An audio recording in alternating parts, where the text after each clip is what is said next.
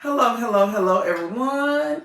Welcome to Relationship Talk with Sharonda. I am your auntie Sharonda, and welcome to my channel. Today is the first day of school for my daughter, who is a senior. So this is my last time getting a minor child ready for school at my house. So I'm not saying that today is emotional because it's not an emotional day, but it's definitely one of those things where, it's etched in your mind that this is your last time doing this, right? So I'm taking her to school this morning, and we know that she's gonna have a beautiful, productive day. And we counting it all joy, everything all joy. And I just want Madison to have a great first day of her senior year of high school. So we're super excited about that. This weekend, I had the opportunity of attending the Red Dress Run again, right? So the Red Dress Run is a fundraiser, and it's designed to collect money for local organizations in the city of New Orleans. So this particular event, all of the money that is collected, it stays in the city of New Orleans. So that's one of the things that I feel like is great. And this is an event that pulls people from all over the country to come. The first time that I went, it was like when we would see black people at the event, we was like, hey, hey family, hey cousin, because it was so few of us, right? So whenever we would see a group of black people, we all got together and took a picture or whatever, right? This year when I went, because I think the last time I went, it was 2022, the last time I went. I went this year, 2025. Baby, like everything, we takes over. Let me tell you something. This year they had a second line band.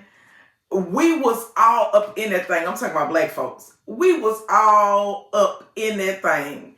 I don't know how many of these people was actually registered for the fundraiser, but let me just let you know, the Red Dress Run brought the city out, right? And I will say this, it was heavily it was a lot of gay men there, right? But just because you saw a man in a red dress did not mean that he was not a gay man. You had a lot of straight men that participate in this, and they've been participating for years, and they wear the red dress. And it's just an attention grabber. It's something I guess some would consider fun to do, but when I was talking about it in my group, nobody in my group felt like a man wearing a red dress should have been considered as something fun to do. Right? But we all see things differently. The first year that I went, one of my friend guys, he actually wore the red dress, right? I went this year with one of my friend guys, and he wore a red shirt. He didn't put on a red dress. So you did see that. You saw men with red shirts and khakis or whatever, and then you saw men in full-fledged red dresses. But, I just thought that the conversation is always different when it comes down to our black men, because there were plenty of white men out there with their wives and daughters and families, all adults, right? Not minor kids. And they were all out there in their red dresses. Fathers, son-in-laws out there with, like full families, literally out there for a cause, and they out there wearing a red dress. But when we did it, when we started doing it, it was just kind of like, why y'all out there with the red dress on? Like, yeah, I ain't feeling it. So, I don't know. I thought it was interesting in my group to have that conversation. But today we're going to be talking about low libido. So, someone wrote into me and she said, hey, auntie, this is totally anonymous. How you doing, lady? I have a question. I've been married 30 plus years and I love my husband. But we are so distant, and it's like all he wants to do when we get in bed is have sex. I don't feel like it all the time, but I don't want him to go and find it elsewhere. I tried to communicate with him, but it always leads to a disagreement. What do you think I should do? Well, let me just say this. Our biggest sexual muscle is our mind, our brain, right? And when you said that it's like we're so distant, it's kind of hard to be distant in real life, and then when we get in the bed, you expecting us to connect in a certain type of way. Meaning, I don't necessarily know, because you didn't go into detail about what's going on in y'all day-to-day life. But it seems like somewhere along the lines in the day-to-day life, he dropping the ball, right? From your point of view, right? Because I'm pretty sure if we was to talk to him from his point of view, you dropping the ball. That's just typically the way it goes with married people. You know, everybody starts just pointing the finger at each other. I think what you got to do is start dealing with some of those issues that y'all having outside of the bedroom, so that when you do get in the bed, you can connect, right? And my thing too, I've never wanted to have sex because I felt like they were going to get it from somewhere else. Because what I know is grown people going to do what they want to do regardless, right? There's certain things that we don't have control over, and we don't have as much control over people's genitals as we think that we do. So if I'm going to be intimate with you, it's because I want to and I have a desire to be intimate with you, not because I don't want you to go and get it from somewhere else. But at child age, if you've been married 30 plus years, I'm just going to say that y'all got together at 20, right? That means that I'm dealing with a couple that's well in their 50s. More than likely, y'all ain't going nowhere in y'all 50s. If y'all done been married all of this time, y'all pretty much then came to the conclusion that, yeah, this is what it's going to be, right? Sometimes there's not an interest there because there is low libido, okay? We do have products to help with low libido, but one of the first things that I recommended to this lady that she did is go to your doctor, get a physical, right? If you mentally turned off from a person, it's hard to be turned on in the bedroom. But sometimes we just don't have a desire there at all. And that's directly related to our libido being low. Get the doctor to run your estrogen levels and all of that kind of stuff. You could very well, more than likely, you are off into if perimenopause, if not full-fledged menopause, right? Start taking your vitamins. Even Auntie went back. I had to order my vitamins and stuff all over again. This sun has been wearing me out, and my job requires me to be moving around and out and about. So I was like, I got to start back taking my vitamins, and that's what I did, right? But get your vitamins and start taking a daily vitamin. And then I take a daily vitamin. I take one for skin, nails, and hair, and all of this kind of stuff like that, because all of those things are going to be important, right? Make sure that those basic things are taken care of. And then you can start jumping off into this other stuff like Pink Pussycat sex shot or the Wet and Gushy sex shot, the one that I just took. And baby, I took it on Thursday. And Friday, I was sitting down in the daytime just looking crazy, thinking about my man. And I had to end up sending him a message and was like, listen, like, I can't stop thinking about you and what I want you to do to me. You know, so at first I was like, well, I didn't necessarily think it had like a arousal component.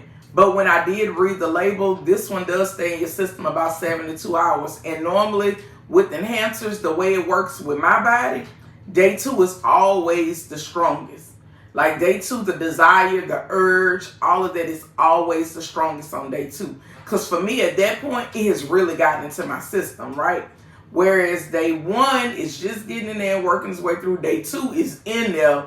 Day 3 is literally starting to fade out of my body, right? So I had a great experience with the Wet and Gushy. But it's no different than taking a Pink Pussycat. You got that, and then you have the WAP Honey. All of these are enhancers. All of these are designed to help you get in the mood. But you could take all of this, and if your household ain't right, then you ain't gonna want to do nothing no way. Because what I tell people is sexual enhancers don't make you like the person that you with. It doesn't.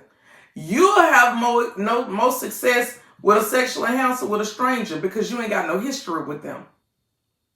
You ain't got nothing to say that you did this to me, you did that to me, you hurt me this way. You know, a stranger would have a clean slate with you, right? Whereas when you're dealing with somebody and they're repeatedly disappointing you, it's hard for you to want to give yourself to them. And that's pretty much what it boils down to. And, you know, sometimes men now I'm assuming that he presenting you with something good over there, being that he always wanted to give it to you, right? But sometimes as women, we are completely turned off because we know what we're about to get ain't going to be good. And we know that it's going to be semi-erect. We know that even in the midst of us performing, that he's going to go down in the midst of it because his pride and ego does not want to allow him to take anything to help himself. He probably hadn't been to the doctor in a long time. It's a long list of different things that could have happened, right? But even for him, we do have the Black Bull honey, right? All of these items are on my website, right? So, and I had a big sale this weekend, and I started processing orders last night. But, if you go online to the website and you place your order, like if you know that you got a big weekend coming up, early in the week, place your order so that you can get it, or your order in, and I can get it shipped out to you so you can have it by the weekend, right? But if, like I was saying, if we know it's gonna be good, we more than likely want to get it, right? But if we know it ain't hitting on nothing, then it ain't something that we necessarily just gotta have, right? So, even men, when you know you're about to present something good to your woman, make sure it's good. She don't want to have to deal with you starting off one way and then in the middle of it it's turning to something else, and then you got her working overtime trying to help you get to a place and all of this kind of stuff. Get you some stuff to help yourself. If you could get the erection, put the cock ring on to help you keep it.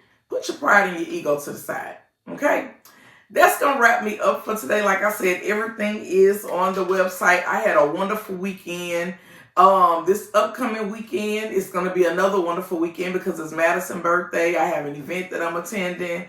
And then the following weekend after that is my birthday party, birthday dinner and book signing, which is already completely sold out. And I'm so glad, because the last thing I wanted to be doing was right up on the date of the dinner party, trying to push and persuade people to come.